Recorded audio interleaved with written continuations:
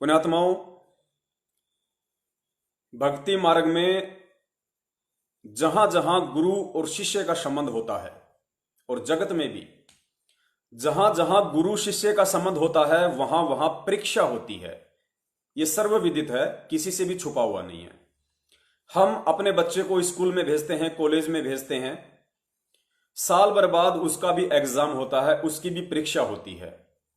और टीचर जो परीक्षा लेता है उसका मतलब यही होता है कि साल भर तक मैंने इस बच्चे को जो पढ़ाया है, बार बार पढ़ाया है, रिवीजन करवाया है, उस मेरे पढ़ाए हुए सिलेबस को विद्यार्थी कितना समझ पाया, क्या ये बच्चा आगे जाके भविष्य में सफल हो पाएगा या नहीं हो पाएगा, इस बात की जानकारी के लिए, इस बात की पड़ताल के लिए ही परीक्षा होती है।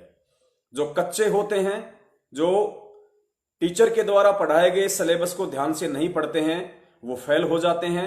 और जो टीचर के द्वारा पढ़ाए गए उस ज्ञान को, उस सिलेबस को, उस सब्जेक्ट को गहराई से पढ़ता है, समझता है, वो विद्यार्थी परीक्षा में सफल होता है।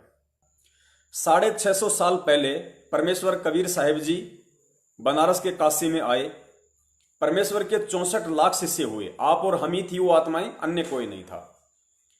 परमेश्वर ने काफी वर्षों तक अपना अनमोल तत्व ज्ञान दिया और ज्ञान देने के बाद जब संगत में खुसर फुसर शुरू हुई तो परमेश्वर ने एक दिन सोचा कि क्यों ना इनकी फड़क निकाल दूं। परमेश्वर ने हम सबकी परीक्षा ली। इतना ज्ञान देने के बाद कि मैं कौन हूं, मेरे कर्म हैं, क्या मेरे लक्षण हैं, मैं क्या गलत कर सकता हूं, क्या सही कर सकता हूं, इस बात की 64 लाख शिष्यों को कबीर परमेश्वर ने पूरी जानकारी करवाई काफी वर्षों तक। उसके बाद उस परीक्षा लेने के लिए परमात्मा ने रविदास जी को निमित्त बनाया और गणिका बहन को निमित्त बनाया। परमात्मा ने एक हाथी मंगवाया, हाथी पे परमेश्वर बैठे, रविदास जी को बैठाया, बीच में अपनी बेटी को बैठाया, गणिका को, जो पहले गणिका थी। सत्संग में आने के बाद गणिका शब्द नहीं लगना चाहिए, लेकिन समझाने की दृष्टि से बोलना पड़ता है।